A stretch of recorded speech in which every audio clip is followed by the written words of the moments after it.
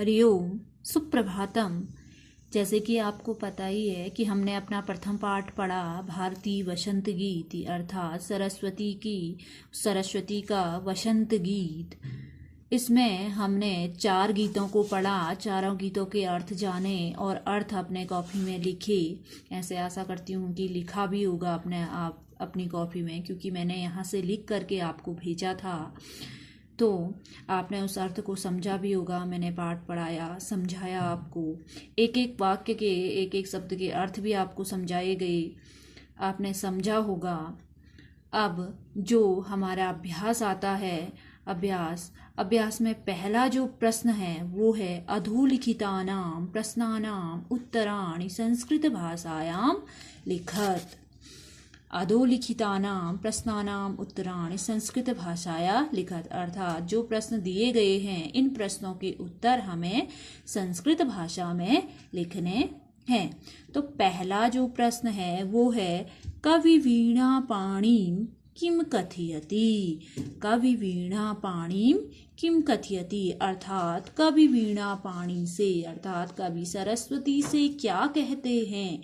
तो हमने पाठ में पढ़ा, तो कहा गया कवि क्या कहते हैं कवि वीणा पाणी से। तो आंसर इसका आ जाएगा, उत्तर आएगा इसका कवि वीणा पाणिं नवीनां वीणा निनादयितुं कथयति। क्या कहते हैं, आपको पढ़ाया है।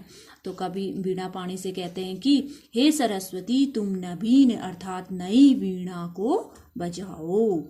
कवि क्या कहते हैं, हे सरस्वती तुम क्या करो, नवीन वीणा को बजाओ। आंसर होगा इसका कवि वीणा पाणी नवीनां वीणा निनादयितुं कथयति, अर्थात हे सरस्वती तुम नवीन वीणा बजाओ। आपको आंसर लिखे हुए आएंगे, दूंगी अभी लिख करके, लेकिन आपको क्वेश्चन को पहले समझना होगा।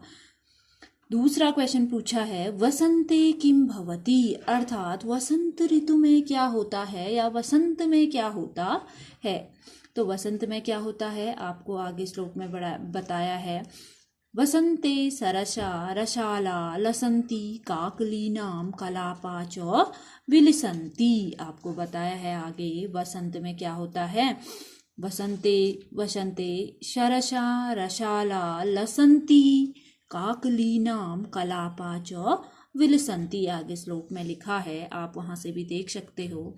तो वसंत में होता है पहले तो सरसा रसाला लसंती काकलीनां कलापा च विलसन्ति, अर्थात वृक्षों पे आम की मंजरियाँ क्या होती है वसंत में सुशोभित होती हैं, और कोयलों के समूह क्या होते हैं, वो क्या करने लगते हैं, सुंदर लगने लगते हैं। वो क्या करते हैं, काकलीनां कलापा, और वो उनके जो समूह होता है वो सुंदर लगने लगता है, और वो कलाप अर्थात अपना क्या करते हैं, कलाप करने लगते हैं वसंत ऋतु में। ठीक है। तीसरा जो क्वेश्चन है वो है सरस्वत्या वीणां श्रुत्वा किम परिवर्तनं भवन्तु इति कवे इच्छां लिखत। पूछा गया है सरस्वत्या वीणां श्रुत्वा, अर्थात सरस्वती की वीणा को सुनकर, सरस्वती की वीणा को सुनकर क्या परिवर्तन होना चाहिए। किम परिवर्तनं भवन्तु, अर्थात क्या परिवर्तन होना चाहिए। इति कवे इच्छां लिखत, ऐसे क्या करो, कवि की इच्छा से लिखो। तो क्या परिवर्तन होना चाहिए आपको पाठ में बताया है सरस्वती वीणा श्रुत्वा के क्या क्या परिवर्तन होने चाहिए या क्या परिवर्तन हो। तो आंसर आएगा इसका सरस्वत्या वीणां श्रुत्वा लतानां शांतिशीलं सुमं चलेत। लता क्या होती है, शांतिशीलं सुमं चलेत, नदीनां कांत सलिलं च सलिलं उच्छलेत।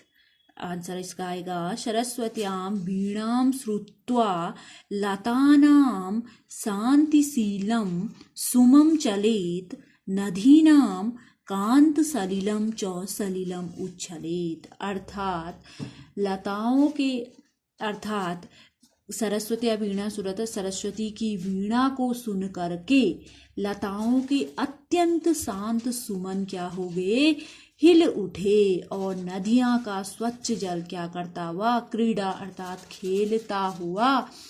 खेलता हुआ क्या हुआ, उछल पड़ा, उच्छलेत अर्थात उछल पड़ा। ठीक है, जब सरस्वती की वीणा को सुना। गौ क्वेश्चन है, कवि भगवती भारती कस्यां नद्या तटे कुत्र मधुमाधवीनां नतां पंक्तिम आलोक्य वीणां वादयितुं कथयति। कवि भगवती भारती कस्याः नद्या तटे मधुमाधवीनां नतां पंक्तिम आलोक्य वीणां वादयितुं कथयति। अर्थात कह रहे हैं कि कवि कह रहे हैं, कवि भगवती भारती कस्य नदी तटे, मतलब जो कवि हैं भगवती भारती के किस नदी के तट पर क्या करते हैं, मधुमाधवी नाम नंता पक्ति अलोक्यम वीणावाद, किस नदी के तट पर मधुमालती की पंक्ति को देख करके वीणा बजाने को कहते हैं। कवि भगवती भारती की किस नदी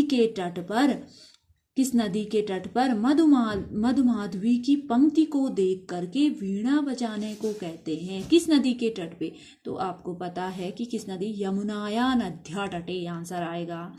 कवि भगवती भारती यमुनाया नद्या तटे मधुमाधवीनां नन्तां पंक्तिम आलोक्य वीणा वादितुं कथयति। अर्थात वह किस नदी के तट पे, यमुना नदी के तट पर क्या कहते हैं कि यमुना नदी के तट पर वीणा को क्या करते हैं, बजाने को कहते हैं। ये आप इन क्वेश्चनों के आंसर मैंने आपको समझा दिए हैं। मैं आंसर अभी आपको लिख करके भी दूंगी, लेकिन आप जो हमने पढ़े, जो गीत पढ़े, उनमें भी आप खोजने की कोशिश करोगी आंसरों को। वहीं से मैं लेकर के आंसर आई हूँ, वो आपको बताया जा रहा है यहाँ पे।